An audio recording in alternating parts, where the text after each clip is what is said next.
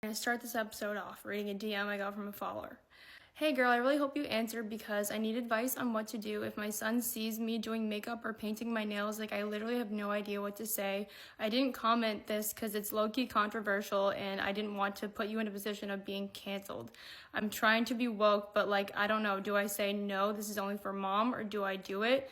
Don't get me wrong, if he ever decides to be into that when he's older and has a better understanding, I'm in full support, but I don't want to encourage it or confuse him or something because I kind of hate when parents do that to little kids, not gonna lie.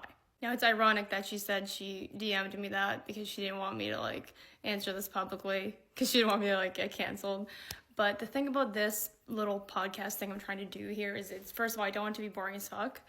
And second of all, my favorite quote, I say this all the time, we don't have freedom of speech to talk about the weather. We're going to talk about controversial things. And yes, it's going to be things that a lot of people might disagree on. It's going to be hard things.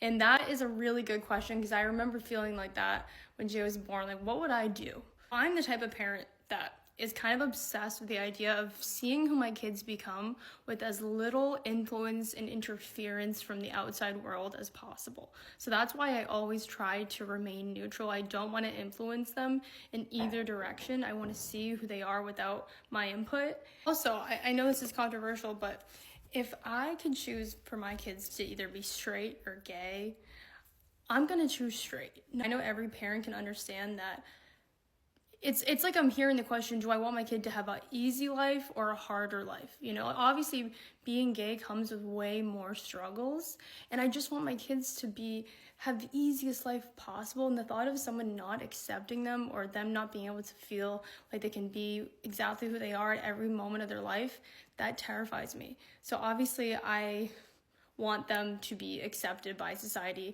In a perfect world, I could be like, who cares what anyone thinks? Paint your nails, do your makeup. But that's not realistic. That's not real life. I want them to be accepted by others to an extent, but I also want them to be themselves, There's nothing that I could do or not do to prevent them or turn them gay. I believe that if they're gay, and that's going to come out one way or another. And something as little as painting your nails isn't going to do anything. So at the end of the day, I don't think it's that serious.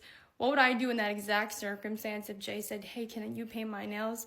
I would probably be honest. I would say, hey, look, this is for girls. This is a girl thing, but there are some boys that do it. So if you feel like you really, really want me to paint your nails, then I'll paint your nails. And I think as a mom, you can kind of tell if it's something that really, really matters to them, or if they're just doing it to be fun. At the end of the day, it's not that serious. I would paint Jay's nails if he really wanted me to. Before I became a mom, I truly believe that there had to be some sort of parental interference when it comes to every little girl loving Barbies and babies, and every little boy loving trucks and dinosaurs. But I will never forget the day when Jay was maybe a little over a year old. We brought him to a farm and he laid eyes on a tractor. And this child was shaking. I literally witnessed him fall in love with the tractor. And we bought him books with other machines, and he just became so hyper-fixated on machines and trucks, and I had never even knew the name of any of these freaking machines. And then in the next couple months, I knew all their names. He was just obsessed. There was nothing that I did. He naturally loved it. And I was kind of shocked because I remember thinking, how am I going to get into all this boy shit? When I just don't give a shit. But everything he loved, I loved. And it happened so naturally. And same thing with Rose. I remember people saying, oh, little girls just love coloring. Boys don't really care. Girls love coloring. Lo and behold, Rose is obsessed with coloring. It all started with chalk outside. She saw chalk when she was literally 1 year old and just started drawing. And I was shocked because Jay, he was 4 until he really started giving a shit about that stuff. So there's some truth to the stereotype. Before I became a parent, when I would think of nature versus nurture, I thought it was so much more nurture. But now that I'm a parent, I feel it's maybe 40-60, 40% nature, 60% environment nurture. So that's my stance on that. It's kind of comforting to know that a lot of who they are, they're born with. It's nothing that anyone can do. It's out of your control, so you don't have to worry about it. All of these societal problems are not real. Nail polish and makeup is not that serious. If you don't make a big deal about it, it's not a huge deal. Like, if you do make a huge deal about it, either way, like, you paint your son's nails and then you freak out and you tell him how much you love it and that they're so amazing and good for you, and you take pictures and videos and you tell everyone, and that is weird. That's weird that parents do that. And then it's also weird the other way around, where, like, you have the dad yelling at them, like, no, that's fucking gay, like, what the fuck are you doing? You, like, punish them or something. Like, either way, the extreme side is weird. So my stance, like I said, remain as neutral as you can. 2023, wait, what? It's 2025, Julie. You're fucking 2 years late.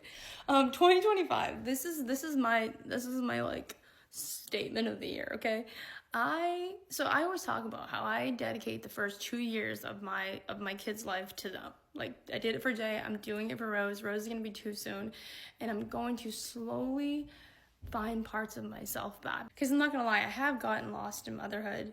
And I look at it as a sacrifice. I'm okay with sacrificing the first 2 years for my kids and finding myself in bits and pieces during the days in the first 2 years. Like, I'm okay with it. A lot of moms have a hard time with it. I became a mom so young that I don't like have any really me to miss out on. Like, I graduated high school and then I partied for 2 years straight, and like I had no structure. I didn't have anything going for me. So becoming a mom really, like, is just me now at this point. Like, I don't really know how to be an adult without being a mom, so there's very little to miss. But I can't lie, there are times where I'm like, damn, like, who am I when I'm not with these kids? Like, I dropped Jay off at school the other day at freaking 8 a.m. and on the way home I'm listening to my favorite Drake songs, and I'm like, wow, like, I miss listening to Drake. And it's like, it's impossible to combine Drake with my freaking 6-year-old, because you can't be listening to, like, Drake fucking bitches and getting money. Like, you can't be listening to that. So it's like, wow, like, I missed that, and there's no way to combine the two. And sometimes you just forget to do the things that make you you as a mom. It's not about what we do every day, it's about what we don't do. We forget to do the things that make us us. Like, this year I am planning on branching out more, spending more time with friends, traveling more, finding, it's like the road back to myself. Because I am guilty of getting a little too caught up in being a mom. And that's something I want to do for Jay and Rose. I want to show them that there is more to me, because when I was a kid, I didn't have that. Like, my mom was just a mom. My dad was just a dad. Like, I never saw them, like, do much more than what they were comfortable with. And that's not talking shit or shading them. Like, they just were they lived comfortable lives. But I want to show Jay and Rose, like, the sky is the limit.